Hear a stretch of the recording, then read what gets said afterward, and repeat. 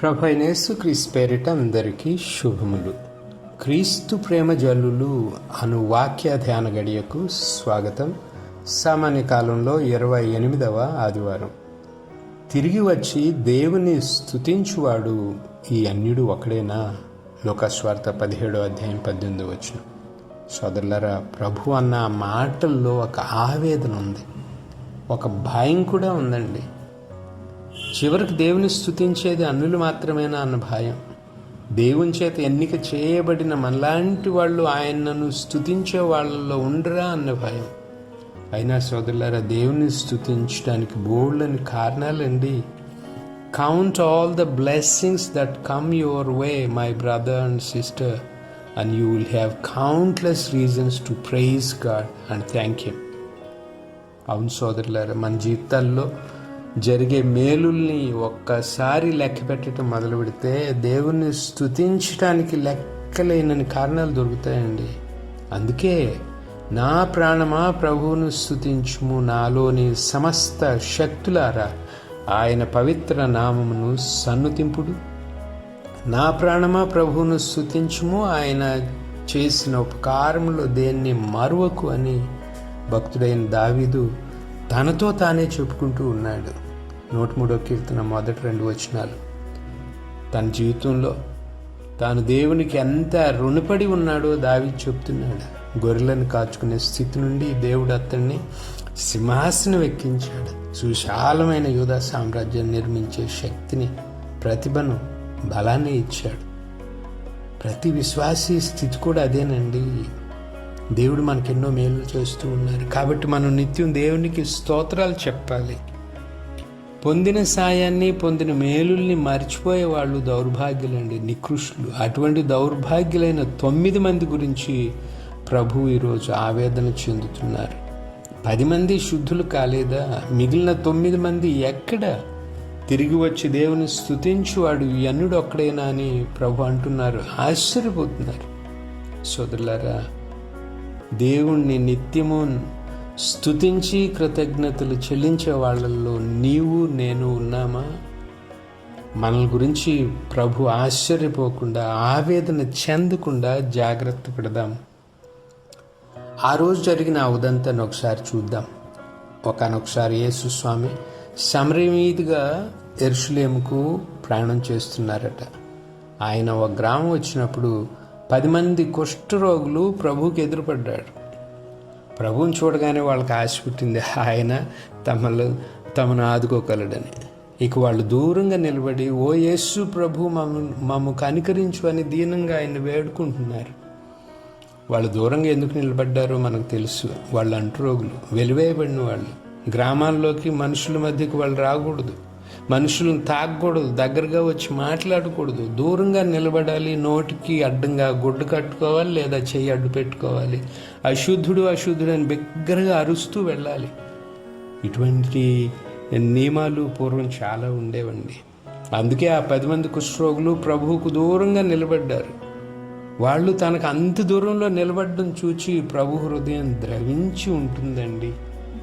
వాళ్ళు తన బిడ్డలు, తన దాపును ఉండాల్సిన వాళ్ళు. రోగం కారణంగా వాళ్ళు అంత దూరాన ఉండడం ఆయనకి ఎనలేని బాధ కలిగించి ఉంటుంది. సోదరులారా, మనం కూడా పాపం కారణంగా ఆయనకు దూరమైన ప్రభు అలాగే బాధపడతారండి. మర్చిపోవద్దు, ఆయనకు దూరం కావద్దు.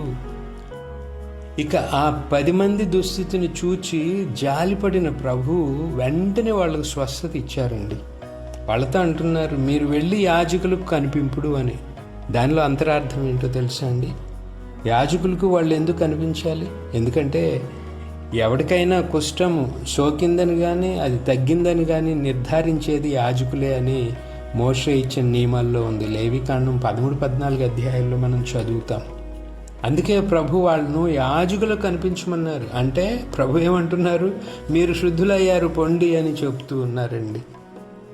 ఇక వాళ్ళు వెళుతూ ఉండగా దారిలోనే అందరూ ఆ 10 మంది స్వస్థత పొందారు. అయితే ప్రభు కృతజ్ఞత చెప్పడానికి ఒక్కడ మాత్రమే తిరిగి వచ్చాడండి. మిగిలిన 9 మంది ఆయన దగ్గరికి రాలే, ఆయన కృతజ్ఞతలు చెప్పలేదు. యాజకులకు కనిపించి ఇండ్లకు వెళ్ళిపోయారు తమ కుటుంబాలతో ఆనందించడానికి. కానీ ఆ సమరీయుడు ఏం చేశాడో చూడండి. తనకు స్వస్థత కలిగిందన్న సంబరాన్ని తన కుటుంబంతో పంచుకోవడానికి వాడు కూడా పరిగెత్తి ఇంటికి వెళ్ళిపోయి ఉండవచ్చు, కానీ అతడు అలా చేయలేదు. తన జీవితంలో తాను పొందిన శ్రేష్టమైన కానుకను అనుభవించే ముందు దానిని ఇచ్చిన ప్రభువుకు వందనాలు చెప్పడానికి వాడు తిరిగి వచ్చాడు. అందువలన అతడు రెట్టింపు దీవెన పొందాడండి. అటు కుష్ఠం నుండి స్వస్థత పొందాడు, ఇటు ప్రభు మెప్పును కూడా అందుకున్నాడు. అయితే ఇక్కడ జరిగిన మరో ఆత్మీయమైన అద్భుతం ఏంటంటే, ఆ సమరీయుడు తన స్వస్థతకు ముందు ప్రభులో నజరేతు యేసును మాత్రమే చూచాడండి. కానీ స్వస్థత తర్వాత ఆయనలో ఆ సమరీయుడు దేవుణ్ణి కనుగొన్నాడు. ఆ భాగ్యాన్ని మిగిలిన 9 మంది కోల్పోయారండి. ఇక ఆ 9 మందిలో కొరవడిన కృతజ్ఞత ప్రభువును చాలా బాధ పెట్టి ఉంటుంది. అందుకే తిరిగి వచ్చి దేవుని స్తుతించేవాడు ఈ ఒక్కడైనా, ఈ అన్యుడు ఒక్కడైనా అని ప్రభు ఆవేదనతో అంటూ ఉన్నారు. సోదరులారా, ఈ సమరీయుని ఉదంతం మనకు నేర్పే మహత్తరమైన గుణం, మహోత్తమమైన గుణం కృతజ్ఞత. కృతజ్ఞత అన్నది హృదయం నుండి పొంగే స్పందన. Gratitude is the attitude of the heart అనే నానుడి. నిజమైన కృతజ్ఞత అండి హృదయం నుండి పొంగుతుంది. ఏదో మొక్కుబడిగా 4 నోటి మాటలతో చెప్పేది కాదు. అటువంటి హృదయం నుండి పొంగిన కృతజ్ఞతను మనం సిరియా దేశ సైన్యాధ్యక్షుడైన నామాన్లో చూస్తాం. రాజుల 2వ గ్రంథం 5వ అధ్యాయం 14 నుండి 17 వచనాల్లో అతడి ఉదంతాన్ని మనం చదువుతాం. మన జీవితాల్లో దేవుడు చేసిన మేలులకు ఆయనకు కృతజ్ఞత ఎలా చెప్పాలో అక్కడ తెలుస్తుందండి. ఎలీషా ప్రవక్త ద్వారా ఈ కుష్ఠరోగి అయిన నామాను దేవుని నుండి పొందిన మేలు ఇటువంటిది కాదండి. మనం పైన చెప్పుకున్నట్టు కుష్ఠవ్యాధిగ్రస్తుడు బ్రతికున్న శవంలో కాలం వెళ్ళదీస్తాడు, జీవశవంలో బతుకుతాడు. శరీరం కుళ్ళి దుర్వాసన కొడుతుంది. ఒక ప్రక్క సామాజిక వెలివేత, ఇంకో ప్రక్క శారీరక క్షీణత, మరో ప్రక్క మానసిక వేదన. నామను అటువంటి పరిస్థితిని అనుభవించాడు. అయితే అతడు సామాన్యుడు కాదండి. ఆ దేశానికే సర్వ సైన్యాధ్యక్షుడు అయినా జబ్బును బట్టి నలుగురిలో స్వేచ్ఛగా తిరగలేడు, అట్లని ఇంట్లోనూ కూర్చోలేడు.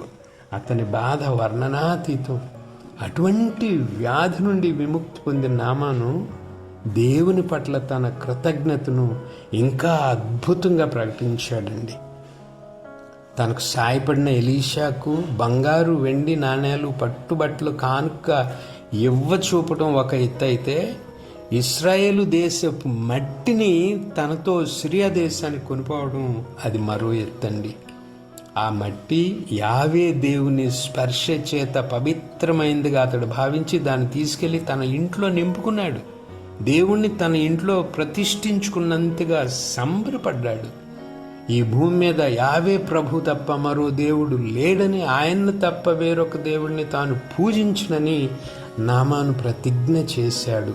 అదండి హృదయం నుండి ఉప్పొంగే కృతజ్ఞత. సోదరులారు, ఇక్కడ మనం గమనించాల్సిన విషయం మరొకటి కూడా ఉంది.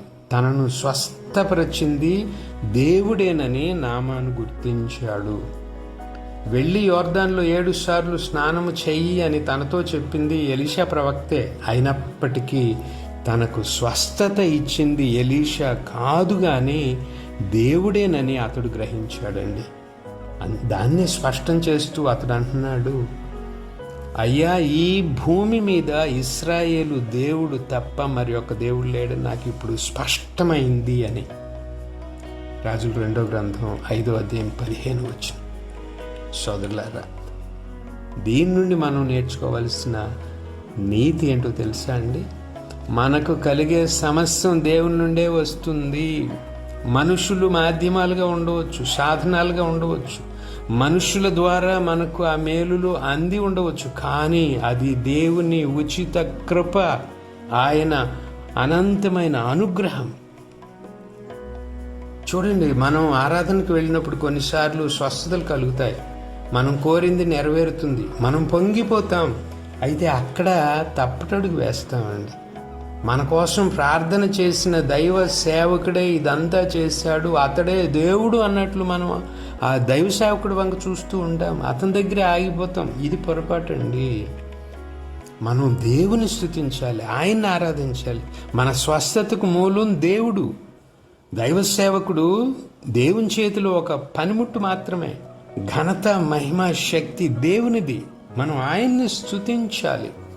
ఆ దైవజనునికి కూడా తప్పకుండా కృతజ్ఞతలు చెల్లించాలి, కానుకలు ఇవ్వాలి. కానీ మన హృదయాలను దేవునికి అర్పించుకోవాలి.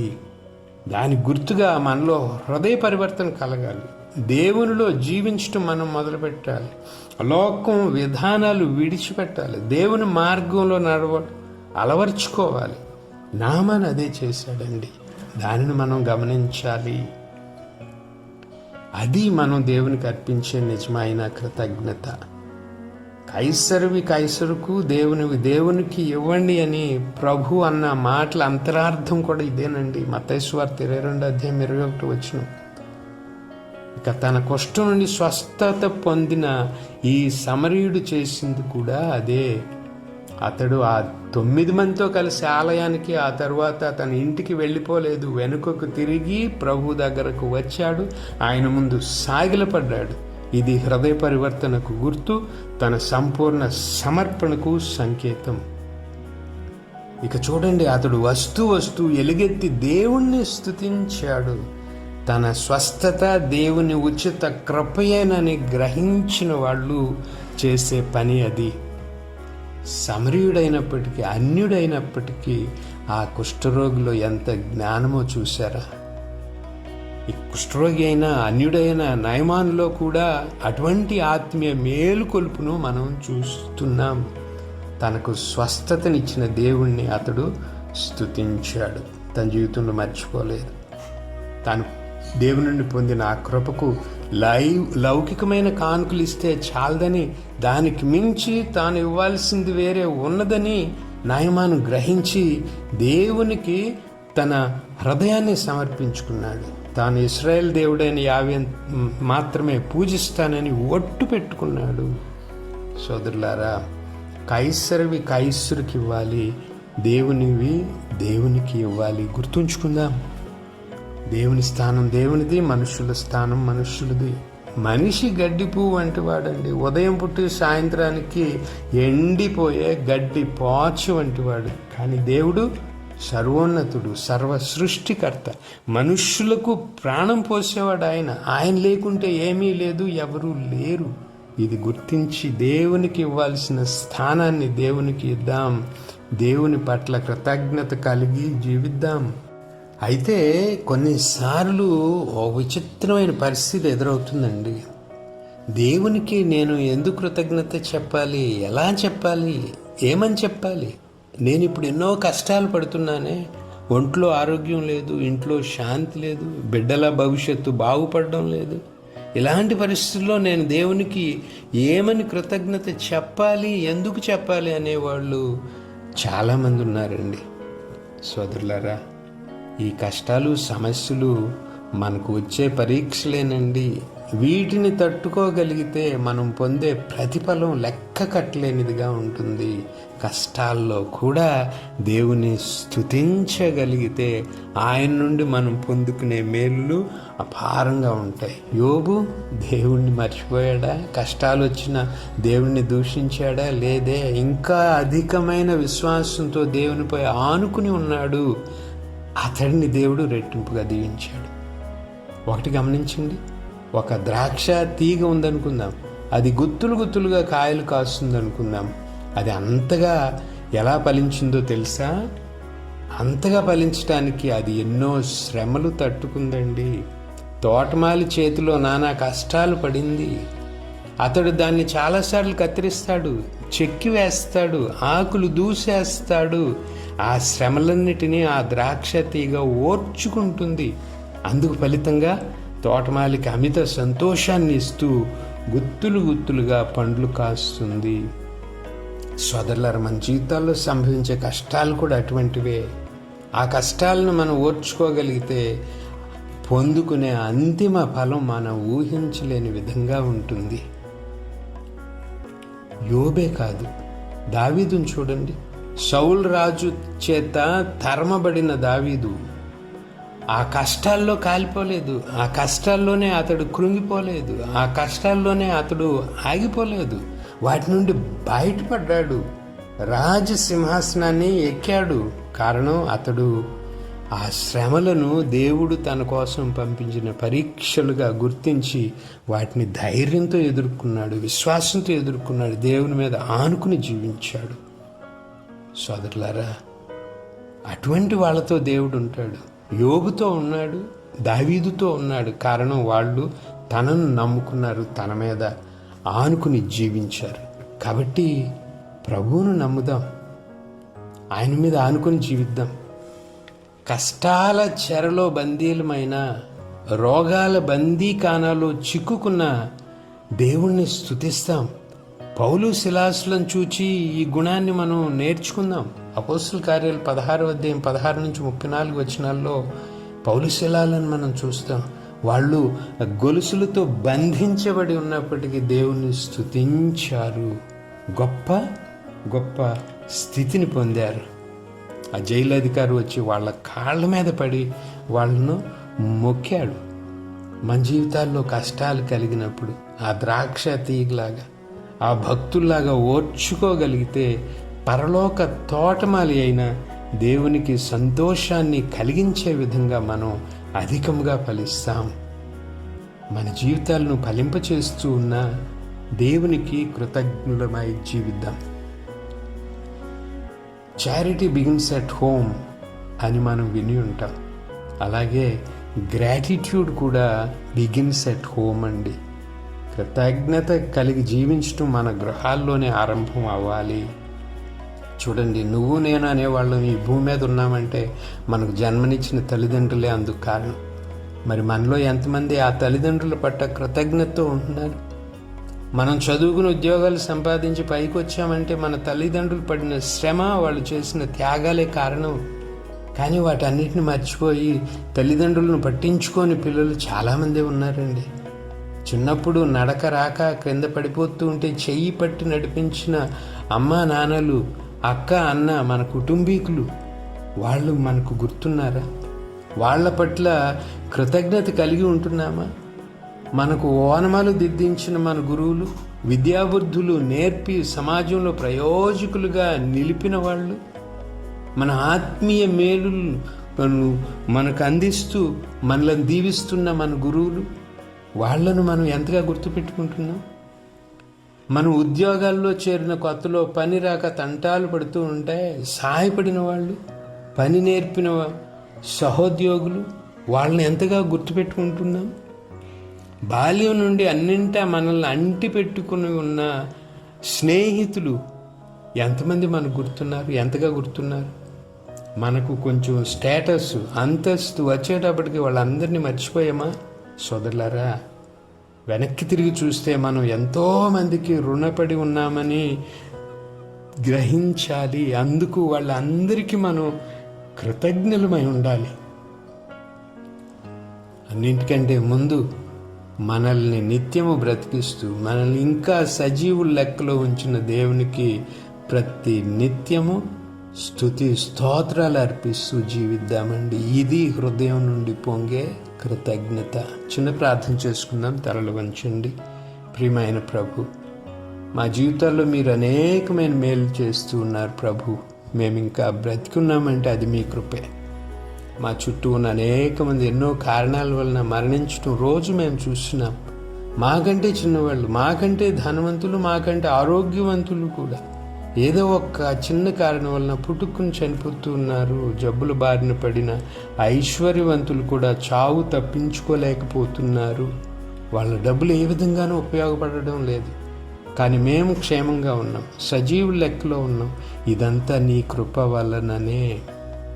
కాబట్టి ప్రభు, ఎలీషా చేత స్వస్థత పొందిన కుష్ఠరోగి నామాన్లాగా నీ చేత స్వస్థుడైన ఆ సమరయ కుష్ఠరోగిలాగా నేను కూడా నీ పట్ల కృతజ్ఞత కలిగి నిన్నే సేవించుకుంటూ జీవించే వరాన్ని నాకు ప్రసాదించండి.